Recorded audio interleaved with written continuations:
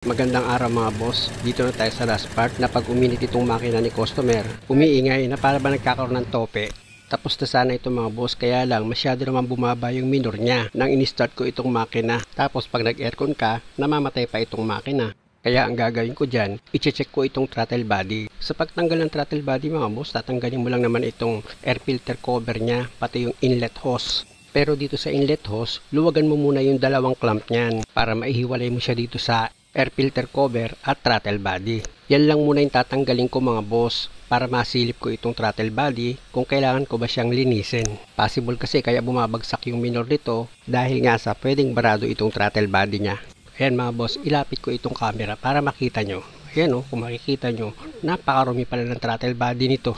Kaya pala masyadong mababa yung minor niya na minsan pag nag-aircon ka pa, namamatay pa itong makina. Tuluyan ko muna tanggalin itong air filter cover niya. Tapos i-disconnect ko itong socket wire dito sa throttle body. Ayan mga boss, kung makikita nyo, tinanggal ko na. At dahil sa mabilisan na ito mga boss, impact wrench na yung pinatanggal ko dito sa bolt and nut ng throttle body. Pangalawang araw ko na kasi itong ginagawa mga boss. Tapos nakasabay pa itong throttle body sa problema. Yun nga, dahil sa biglang bumaba yung minor niya, hindi naman pwedeng wag ko gawin yan dahil pag nag-aircon nga, namamatay itong makina dahil sobrang baba ng minor. At pag ganyang problema naman mga boss, possible na nga na dito nang gagaling sa throttle body yung pagbaba ng minor. Kaya nga ang gagawin ko lang naman dyan, tatanggalin ko lang naman itong throttle body tapos lilinisan ko lang yan. Bukod kasi sa bolt and nut na tatanggalin mo dito sa throttle body, meron pa yung dalawang coolant hose na tatanggalin ka. Kaya nga kung makikita nyo, gumamit ako dyan ng plier. Ayan mga boss, para matanggal mo yung clamp na umiipit dito sa coolant hose nya dito sa throttle body. Ililis mo lang naman yung clamp, tapos pwede mo na ngayon i-disconnect yung dalawang coolant hose dito sa throttle body. Tsaka mo ngayon tanggalin na itong throttle body. Ayan, tanggal ko na.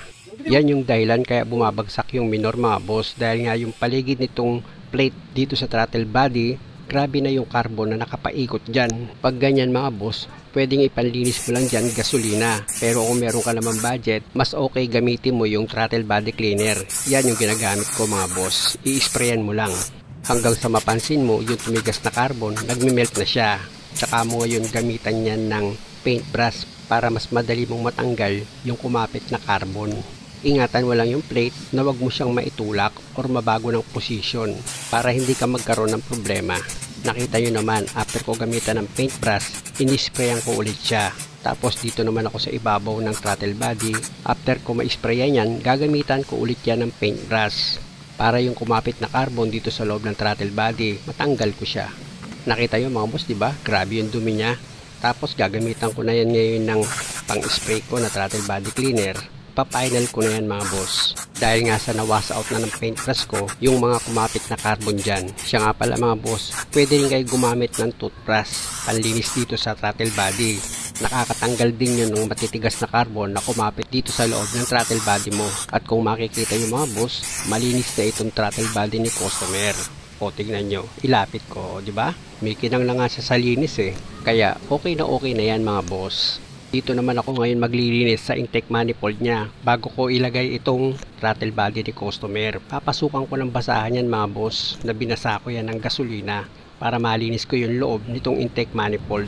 At dahil sa okay na, gagamit ako dyan ng tuyong basahan naman. Same procedure mga boss, padadaanan ko ulit yung pinahiran ko ng gasolina ng tuyong basahan para sigurado akong malinis talaga siya. At pag okay na, i-check natin mga boss. Ipasok ko itong daliri ko tsaka ako ipahid. O makita nyo, 'di ba? O 'di ba? Wala na siyang carbon. Sa paglinis naman yan mga boss, kung hanggang saan lang yung kakayanin mong malinisan. Pati itong gasket niya mga boss, kung makikita nyo, nilinisan ko rin yan. Hindi ko na nga lang naipakita sa inyo. At pag inilagay nyo na itong gasket, siguraduhin yung maayos yung pagkakalapat niyan. Tapos, pwede mo na ngayon ilagay itong throttle body mo.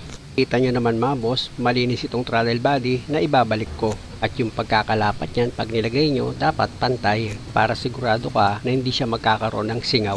Pwede mo na ngayon ilagay yung mga bolt and nut dito sa throttle body. Kung makikita nyo mga boss, nilagyan ko na yan ng 3 nut na number 10. Ipinakapit ko na yan sa thread niya. Tapos, gagamit ako dyan ng socket wrench na number 10 para mahigpitan ko na yung 3 nut na inilagay ko dito sa throttle body. Tsaka ako ngayon ilagay itong coolant hose. Tapos gamit itong plier, ilagay ko na rin itong clamp niya. Ganon din itong isang coolant hose, inilagay ko na rin yan kung makikita nyo, tsaka ako inilagay yung clamp niya. Tapos isunod ko na yung isang bolt na number 10, ilagay ko na yan dito sa throttle body, tsaka ako ngayon siya higpitan. Pag okay na, i-connect ko na ngayon itong socket wire niya dito sa throttle body.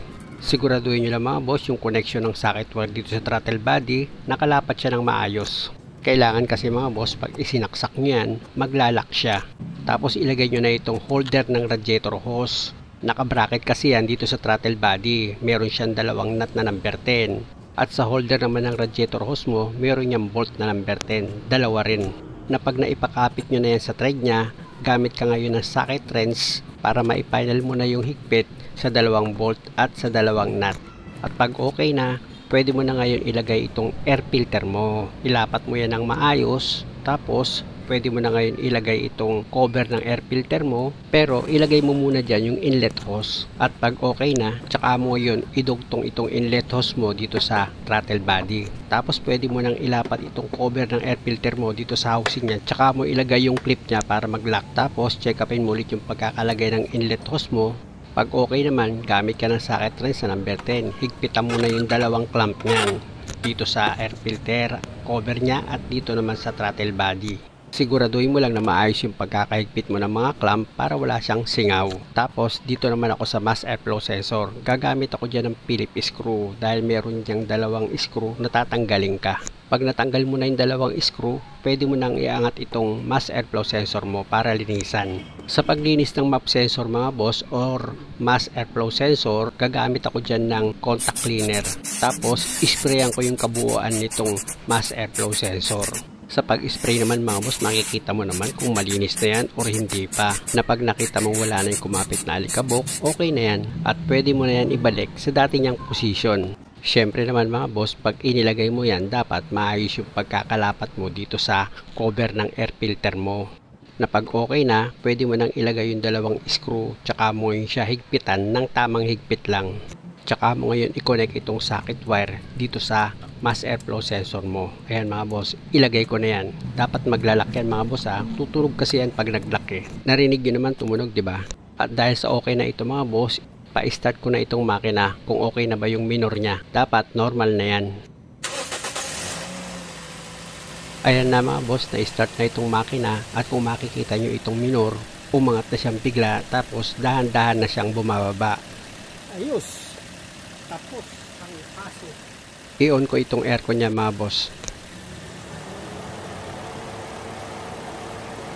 Tapos i-off ko itong aircon, tsaka ako ngayon switch off itong makina.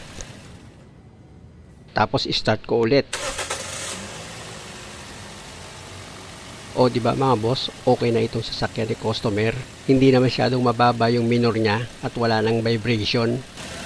Ayos na. Diba? Ay, nawala yung ingay ng makina, no? Nawala na. Nawala lang hinig, no? Nawala na rin yung hinig niya.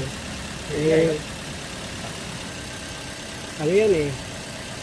Marami na masyado yung throttle niya. Kaya yung minor, bumabaksak. Okay, nililis ko na rin yun eh. Solenoid, nililis ko rin yun. Pati yung filter. Pati mo! Ha? Pati mo. Start! Wow! Ayos ah! Busina.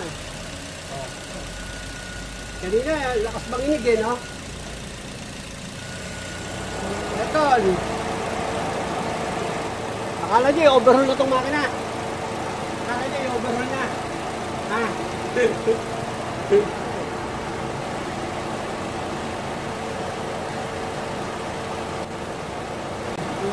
dati. Kulang lang, istagdag na lang dagdag siguro, no? Well, change oil. Ito, yung ginamit namin sa Cavite ito, maingay lang.